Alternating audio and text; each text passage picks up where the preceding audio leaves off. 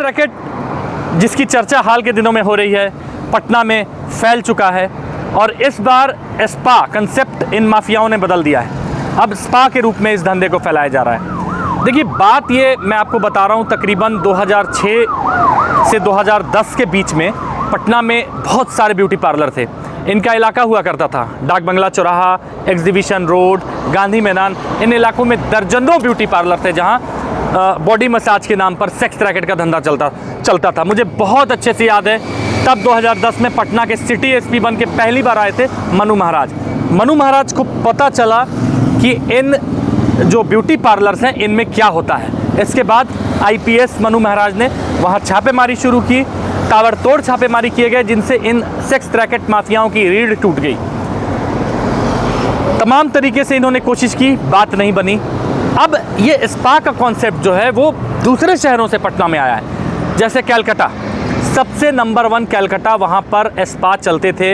इन spa में क्या होता है, आप जाएंगे, बॉडी मसाज के नाम पर आपको प्रलोभन दिया जाएगा। उसके बाद आपसे एक रुपये लिए जाएंगे कि भाई आप 1 घंटा का बॉडी मसाज लेंगे तो आपको 2000 रुपये देना पड़ेंगे। अगर आप जो हैं वो 2 घंटा का बॉडी मसाज लेते हैं तो आपको 4000 रुपये देने पड़ेंगे। तो इसी तरीके से जो है वो सेक्स रैकेट माफिया ग्राहकों को बुलाते हैं। नई चीज़ क्या है स्पा में? जो नई चीज़ है वो सुन लीजिए, बताता हूँ।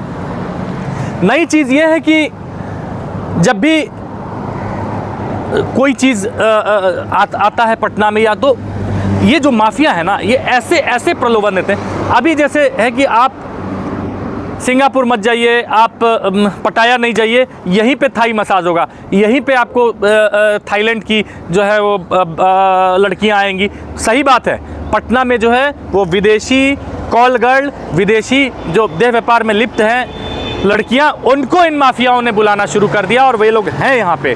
पहले ये दिल्ली जैसे बड़े शहरों में थी, दिल्ली, चेन्नई, उसके बाद आप ले लीजिए वेस्ट बंगाल, लेकिन पटना में भी ये है और मुझे लगता है कि बहुत जल्दी ये मामले भी खुलेंगे, इनका भी खुलासा होगा। तो जो सेक्स रैकेट है ना, ये अलग अलग कंसेप्ट पर चला। और अभी देखिए, जो तमाम सड़क पर निकलिए तो आप देखेंगे फलां स्पा, ये स्पा। अब तो भाई ये स्पा वाले फेसबुक पर ऐड डालते हैं। इनकी हिम्मत देखिए इन सेक्स रैकेट माफियाओं की।